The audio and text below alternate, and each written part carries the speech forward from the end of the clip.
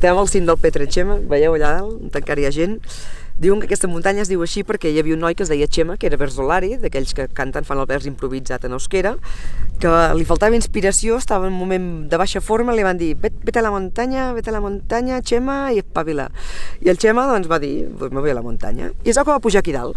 I quan va arribar aquí dalt, va començar doncs, a improvisar versos, no? Els versos, els versolaris, i vinga, però és que li agradava tant, li va agradar tant, perquè realment és molt bonic tot el paisatge, que no va poder evitar anar-se quedant de pedra com agarrativat fins que es va convertir en una estàtua.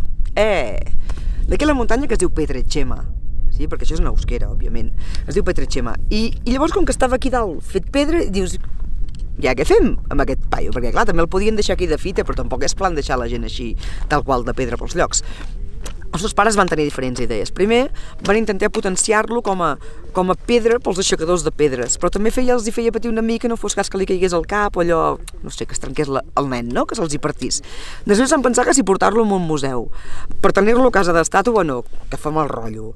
I al final diu que van fer una rotonda per allà a prop de casa seva, per allà hi va Renguelo, em sembla, o cap a Bermeo, cap a una d'aquestes zones, i diu que el van posar a la rotonda, tu, i que dona la benvinguda a la gent, i encara de tant en tant a la nit se senten els versos, I la gent li va deixar flors i tal, i diu que queda bé, que és el monumento al verso, però en realitat és el Chema, el d'aquí, el del Petrechema.